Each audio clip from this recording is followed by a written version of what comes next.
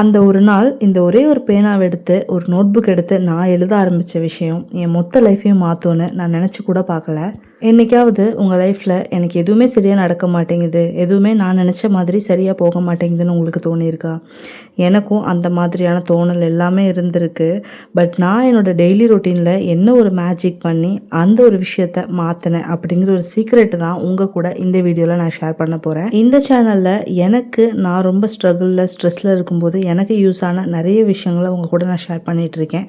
உங்களுக்கும் அதெல்லாம் கற்றுக்கணுன்னா கண்டிப்பாக நம்ம சேனலை சப்ஸ்கிரைப் பண்ணிக்கோங்க. இப்போவே என் லைஃப்பில் நான் பார்த்த அந்த மேஜிக் இப்போ கூட என்னால் நம்ப முடியல. ஒரு காலத்தில் நம்ம என்ன பண்ணுறோம், லைஃப் எங்கே போகுதுன்னு ஒன்றுமே புரியாமல் குழம்பி போய் உட்காந்தவ தான் நானும். ஒரு உண்மையை சொல்லணுன்னா, நம்ம எல்லாருக்குமே லைஃப்பில் ஏதாச்சும் ஒரு கட்டத்தில் ஒரு பெரிய ஸ்ட்ரெஸ் இல்லைனா ஒரு ஃப்ரஸ்ட்ரேஷன் வரும். எவ்வளவு உழைச்சாலும் முன்னேற முடியலை, மைண்ட் எப்போவுமே ஏதோ ஒரு பதட்டத்திலேயே இருக்கேன்னு தோணும். அந்த மாதிரி என்னோடய சிச்சுவேஷனும் ரொம்ப ஸ்ட்ரெஸ்ஃபுல்லாக இருந்துச்சு. நான் சொல்லப்போனால் வேறு ஒரு ஸ்டேட்டில் இருந்துகிட்டு இருந்தேன். ஸோ அந்த டைம் எனக்கு இருக்கிற ஸ்ட்ரெஸ்ஸை வந்து என்னால் வாய் வார்த்தையால் சொல்ல முடியாது, அந்தளவுக்கு ஒரு ஸ்ட்ரெஸ்ஸில் இருந்தேன். அந்த டைமில் தான் இந்த அஃபர்மேஷன்ஸ் அண்ட் கிராட்டிடியூட் ஜேர்னலிங் பற்றி எனக்கு தெரிய வந்துச்சு.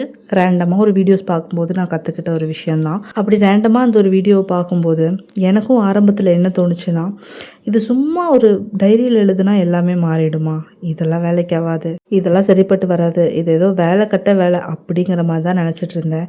பட் தொடர்ந்து ஒரு 21 டேஸ் தான் ட்ரை பண்ணி பார்ப்போமே அப்படின்னு சொல்லி நான் ட்ரை பண்ணி பார்த்து களத்தில் இறங்கின ஒரு விஷயந்தான் இது. அங்கே தான் என் வாழ்க்கையோட டேர்னிங் பாயிண்ட்டே அமைஞ்சது. வீடியோக்குள்ளே டீப்பாக போகிறதுக்கு முன்னாடி ஒரு சின்ன கிளாரிஃபிகேஷன் சொல்லிடுறேன். நான் பேசுகிற பேச்சுக்கும் நீங்கள் ஸ்க்ரீனில் பார்க்குற விஷயத்துக்கும் எந்த சம்மந்தமும் இருக்காது. இது என்னோட ஒரு நாளில் நான் சும்மா கேஷுவலாக ஷூட் பண்ண சில வீடியோஸை தான் உங்களுக்கு ஒரு இதாக வந்து வச்சுருக்கேன். பிகாஸ் நான் பேசுகிறதுக்காக ஒரு இது தேவைப்படுது இல்லையா, அதுக்காக தான். சரி, இப்போ நம்ம டாபிக்கு வரலாம். எப்படி நான் இதை ஸ்டார்ட் பண்ணேன் அப்படிங்கிறது. முன்னாடிலாம் காலைல எந்திரிச்ச உடனே ஃபோனை தூக்கி சோஷியல் மீடியா பார்ப்பேன். அன்றைக்கி பண்ண வேண்டிய வேலையை நினச்சி பயப்படுவேன். ஆனால் இப்போது அப்படி பண்ணுறதே கிடையாது. எந்த ஒரு வேலையை செய்கிறதுக்கு முன்னாடியும் என் மனசை நான் தயார் பண்ணிக்கிறேன். வேலையை ஒரு கஷ்டமான சுமையாக பார்க்காம அது ஒரு வாய்ப்பாக பார்க்க ஆரம்பிச்சிருக்கேன். இதுதான் நம்மளுடைய மைண்ட் செட் ஷிஃப்ட் அப்படின்னு சொல்லுவோம். இந்த மைண்ட் செட் ஷிஃப்ட் எதுவும் சும்மாலாம் வரல, நம்ம டெய்லியும் எழுதுகிற அந்த அஃபர்மேஷன்ஸ் மூலயமா தான் இது வந்துச்சுன்னு சொல்லணும். ஸோ நிறைய பேர் என்கிட்ட சொல்கிறது, அஃபர்மேஷன்ஸ்னால் என்ன, அது எழுத எங்களுக்கு தெரிய மாட்டேங்குது, சொல்லித்தரீங்களா இப்படிலாம் கேட்குறீங்க.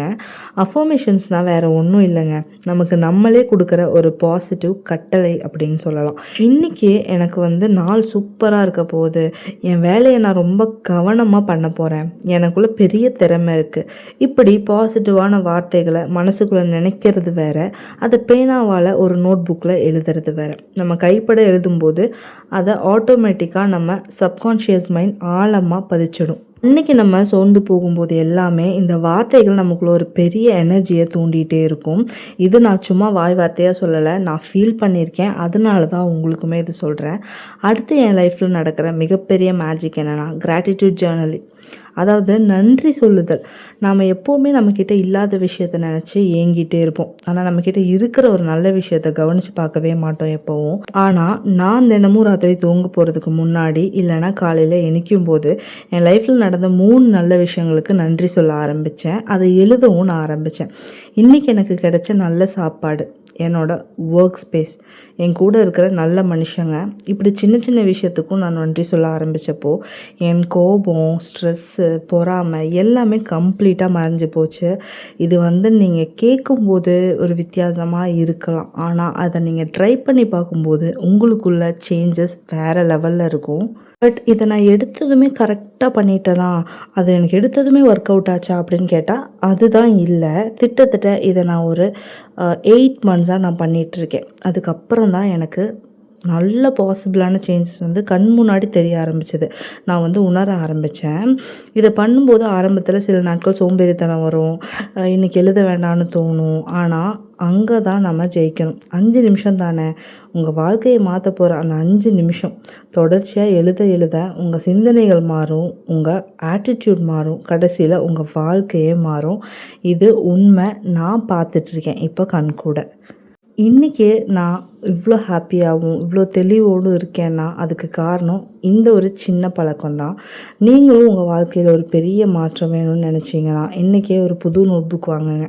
தினமும் 10 நிமிஷம் உங்களுக்காக ஒதுக்கி எழுதுங்க. நான் பார்த்த அதே மேஜிக்கை கண்டிப்பாக நீங்களும் உணர்வீங்க. அண்ட் இந்த ஒரு விஷயம் ரொம்பவே முக்கியங்க. பகல் முழுக்க நம்ம ஓடி ஆடி வேலை செஞ்சு முடிச்ச அப்புறம் ராத்திரி தூங்க போகிறதுக்கு முன்னாடி நம்ம என்ன பண்ணுறோம் அப்படிங்கிறது தான் இங்கே ரொம்பவே முக்கியம். முன்னாடியெல்லாம் தூங்க போகிறதுக்கு முன்னாடி ஃபோனை பார்த்துக்கிட்டே தூங்குவேன். அது என் தூக்கத்தையும் கெடுத்து அடுத்த நாள் காலையில் எழும்போது ஒரு சோர்வை எனக்கு தரும். அது பாருங்கள், அது ரொம்ப கஷ்டமாக இருக்கும். ஒரு 9 o'clock ஃபோன் எடுத்திருப்பேன். சரி, ஒரு 2 ரீல்ஸ் தானே பார்க்க ஆரம்பிச்சிருப்பேன். டைம் பார்க்கும்போது 1 o'clock 2 o'clock ஆயிருக்கும் மிட் நைட்டில். ஸோ இதெல்லாம் எனக்கு ரொம்ப ஸ்ட்ரெஸ்ஃபுல்லாக இருந்துச்சு. அது எனக்கு தெரிஞ்சுமே நான் அதை பண்ணிகிட்டு இருந்தேன். ஸோ ஆனால் இப்போது தூங்குறதுக்கு 10 நிமிஷத்துக்கு முன்னாடி ஃபோனை தூர வச்சுட்டு அன்றைக்கி நாள் எப்படி போச்சுன்னு ஒரு சின்ன நைட் ரிவ்யூ மாதிரி எழுதுவேன். இல்லைனா யோசித்து பார்ப்பேன், விஷுவலைஸ் பண்ணுவேன். இன்றைக்கி நான் என்ன கற்றுக்கிட்டேன், நாளைக்கு நான் என்ன பண்ணணும், இதை பேப்பரில் இறக்கி வச்சுட்டா மனசில் இருக்க பாரம் எல்லாம் இறங்கி நிம்மதியாக உங்களுக்கு தூக்கம் வரும். ட்ரை பண்ணி பாருங்கள் கண்டிப்பாக. அண்ட் எனக்கு நிறைய பேர் இன்ஸ்டாகிராமில் மெசேஜ் பண்ணுறீங்க.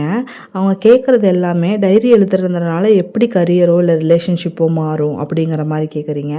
இதே மாதிரியான விஷயங்கள், டவுட்ஸ் எல்லாம் எனக்குமே இருந்துச்சு. ஆனால் ஒரே ஒரு விஷயந்தான் இதில், நம்ம மனசில் ஒரு தெளிவு இருக்கும்போது நம்ம எடுக்கிற முடிவுகளும் ரொம்ப தெளிவாக இருக்கும். ஆஃபீஸில் ஒரு பெரிய பிரச்சனை வரும்போது அந்த பதட்டப்படாமல் அதை எப்படி சால்வ் பண்ணலாம் அப்படின்னு யோசிக்கிற மெச்சூரிட்டி எனக்கு டைரி எழுதுறது மூலமாக தான் கிடச்சிது. அது மட்டும் இல்லாமல் என் கோபமும் பதட்டமும் குறைஞ்சதுனால என்னை சுற்றி இருக்கிற மனிதர்கள்கிட்ட நான் பேசுகிற விதமும் மாறிச்சு. என் ரிலேஷன்ஷிப் எல்லாமே ரொம்ப ஸ்மூத்தாக ஆரம்பிச்சது. சரி, ஓகேங்க. இப்போ எனக்கு நடந்த சில விஷயங்கள் எல்லாமே உங்ககிட்ட ஷேர் பண்ணேன். இப்போ நீங்கள் புதுசாக ஜேர்னலிங் ஆரம்பிக்க போகிறீங்க அப்படின்னா சில தவறுகளை நீங்கள் கண்டிப்பாக தவிர்க்கணும். முதல் விஷயம், டைரியை கவிதையாக இல்லை ரொம்ப அழகாக இருக்கணும்னு நினைக்காதீங்க. இது மற்றவங்க பார்க்க போகிற புக் கிடையாது. இது உங்களுக்கான இடம். எழுத்து பிழை இருந்தாலும் பரவாயில்ல, ஹேண்ட் ரைட்டிங் கேவலமாக இருந்தாலும் பரவாயில்ல, உங்கள் உணர்ச்சிகளை அப்படியே அந்த டைரியில் கொட்டிடுங்க. 2வது விஷயம், ஆரம்பத்திலேயே தினமும் 1 மணி நேரம் எழுதணும்னு டார்கெட் வைக்காதீங்க. தினமும் ஒரு 3 மினிட்ஸ்லேருந்து 5 மினிட்ஸ் மட்டும், அவ்வளோதான், அதுக்காக மட்டும் ஒதுக்குங்க. ஸ்டார்டிங்கில் சின்ன டைமிங்லேருந்து ஆரம்பிங்க. அதுவே உங்களுக்கு ரொம்ப பிடிச்சி போகும். ஏன்னா உங்கள் லைஃப் சேஞ்ச் ஆகிறத நீங்கள் கண் கூட பார்க்க ஆரம்பிச்சிருவீங்க.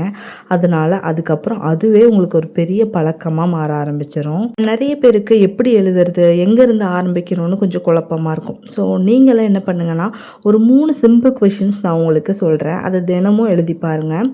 இன்றைக்கி என்ன மகிழ்ச்சியாக்கிய ஒரே ஒரு விஷயம் என்ன அப்படின்னு சொல்லிட்டு அதுக்கான ஆன்சரை கீழே எழுதுங்க. அடுத்ததாக, இன்றைக்கி நான் கற்றுக்கிட்ட ஒரு பாடம் என்ன? சின்ன விஷயமாக கூட இருக்கலாம். ஒரு பருப்பு குழம்பு வைக்கிறது ஒரு வித்தியாசமாக நீங்கள் கற்றுக்கிட்டா கூட அதுவுமே உங்களோட ஒரு லெசன் தான். ஸோ அந்த மாதிரி ஒரு கொஷின் எழுதி அதுக்கான ஒரு ஆன்சர் எழுதுங்க. அது எவ்வளோ சிம்பிளான விஷயமா இருந்தாலும் சரி. நாளைக்கு நான் செய்ய வேண்டிய முக்கியமான ஒரு வேலை என்ன? இந்த மாதிரி சிம்பிளான 3 கேள்விகளுக்கு மட்டும் பதில் எழுத ஆரம்பிங்க. வெறும் 3 நாள்லேயே உங்கள் யோசனைகள் எவ்வளவு தெளிவாக மாறுதுன்னு நீங்களே ஆச்சரியப்படுவீங்க. இதையெல்லாம் தாண்டி என் லைஃப்பில் எனக்கு பெரிய மேஜிக்காக கிடச்ச ஒரு விஷயம், எனக்கு ரொம்ப பிடிச்ச ஒரு விஷயமும் கூட, அதுதான் மேனிஃபெஸ்டேஷன்.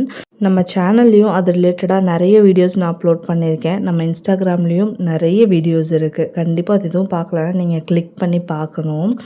இப்போ நம்ம ஒரு இலக்கையோ இல்லை கனவையோ மனசில் மட்டும் வச்சுருக்கும் போது அது வெறும் ஆசையாக தான் இருக்கும். ஆனால் அதை எனக்கு இது ஏற்கனவே கிடச்சிருச்சுங்கிற நம்பிக்கையோட டைரியில் எழுதும்போது அது ஒரு நிஜமான இலக்காக மாறுது. நான் சில மந்த்ஸ்க்கு முன்னாடி என்னோடய டைரியில் எழுதின சின்ன சின்ன இலக்குகள் இன்றைக்கி என் கண் முன்னாடி நிஜமாக நடந்திருக்கு. அதை பழைய பக்கங்களை திரும்பி பார்க்கும்போது வர்ற அந்த திருப்தி வார்த்தைகளால் சொல்லவே முடியாது. அதுக்கான ஒரு எக்ஸாம்பிள் தான் இப்போ நாங்கள் ஒரு வீடு ஷிஃப்ட் ஆகிருக்கோம்.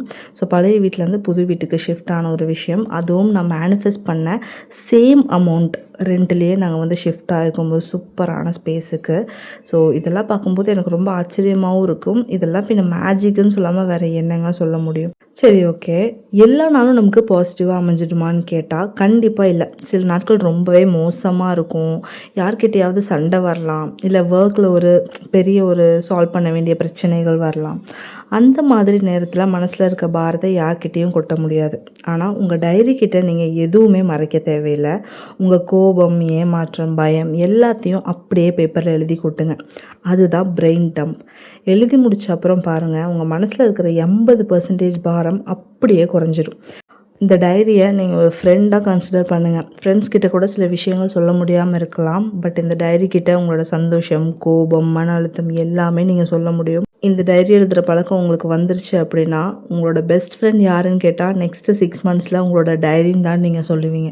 அந்தளவுக்கு க்ளோஸ் டு ஹார்ட் ஆயிரும். இப்போது வீடியோ பார்த்துட்டு இருக்கிற நிறைய பேரோட மனநிலை எப்படி இருக்குன்னா, உடனே போய் நல்ல காஸ்ட்லியான ஒரு நோட் புக் வாங்கணும், நல்ல கலர்ஃபுல்லான ஒரு பேனாலாம் வாங்கி அதில் நம்ம வந்து டைரி எழுத ஆரம்பிக்கணும் அப்படின்னு உங்களுக்கு தோணும்.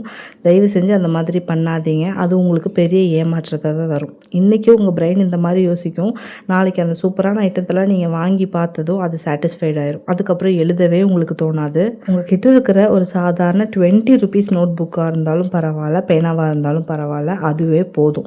இல்லைனா நீங்கள் பழைய புக்ஸ் ஏதாவது வச்சுருப்பீங்களா, அதில் நோட் புக்ஸில் ஏதாவது பேஜஸ் இருந்தாலும் அதுலேருந்து நீங்கள் ஸ்டார்ட் பண்ணுங்கள்.